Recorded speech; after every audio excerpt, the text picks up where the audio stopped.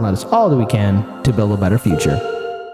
Now, looking at how the Democrats constantly are protected by corporate media, by people who who have larger YouTube platforms, there is this massive wave of censorship that your channel's been dealing with, our channel's been dealing with. Matt Orfala's videos are being taken down.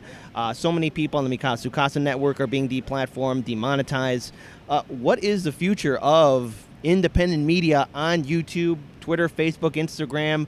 Will there be a chance for independent voices to remain on social media if corporate media and our corporate politicians continue to promote this massive wave of censorship, especially after January 6th? So the censorship's coming from the left. There's an authoritarian left, and it's real, right? Like the Young Turks are very pro-censorship, very authoritarian, and they're satellites like David Dole and Mike Figueredo, Humanist Report. There's shit libs who are, very pro-Democratic Party and very pro-censorship, and they run interference for politicians, and so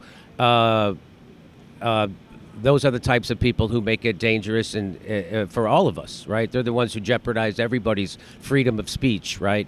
And so you just saw Keith Olbermann, right? Keith Olbermann called for me to be deplatformed across every social network. What kind of a person wants to censor people? What kind of a grown-up wants to censor other grown-ups from a fucking social media platform? What kind of a crazy fascist right-wing flex is that? What kind of an authoritarian flex? And they're not even embarrassed to do it. Like they've been doing it to Trumpers for the last 5 years. So that's just their flex now. That's why the Young Turks can go, Aramatay's paid by the Russians with absolutely zero evidence or proof, just making it up out of whole cloth, because that's what they've been doing for the last 5 years. And there's no punishment, because when you lie at the behest of the establishment, there's never a punishment. And that's what the Young Turks do. That's what Ryan Grimm at The Intercept does. That's what all the shit libs with MSNBC contracts do on YouTube. And so the problem is YouTube is such a superior delivery system, right? It just is there's no other social media thing that compares with YouTube for video. There just isn't. And so there's a lot of people who are trying, and I'm all for it, I'm on those other platforms, but they can pull the plug at any time, and as long as the Democrats are in power, get ready for more and more censorship. They brag about censoring independent news. So people don't understand that independent news on YouTube is a pain in their ass, right? They'd rather us not be there. They'd rather make money off of cat videos and cooking shows, which I love those too, and we cause them problems with their advertisers. Right, so that's just everybody has their advertiser problem, and they don't. So what happens is CNN, which we're their competition, and the New York Times, which we're their competition, we're doing better. We're getting better numbers, and we're stealing their audience. Right, people are sick and tired of establishment news, and so they come to YouTube and shows like ours.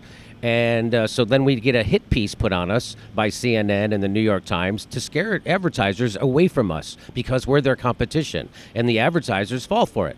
And so they try to make it look like everybody is a Nazi on YouTube, and so you better stop advertising on there. They literally put me in an article with Nazis and pedophiles, and so we're their competition, and they're the ones who are trying to get rid of us. And Google, and I understand, I don't think Google is doing it in an evil way. They're doing it strictly out of a business.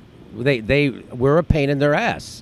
And they got to suppress us so they can maintain their advertising revenue on all their other videos. And so I think it's just but that's how capitalism works, right? That's how capitalism becomes authoritarian. And here we are.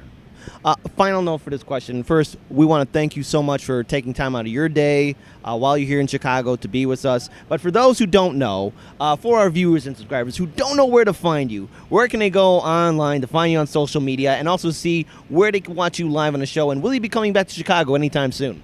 JimmyDoreComedy.com is my website. You can sign up for the membership program. You get all the extra videos, all that stuff.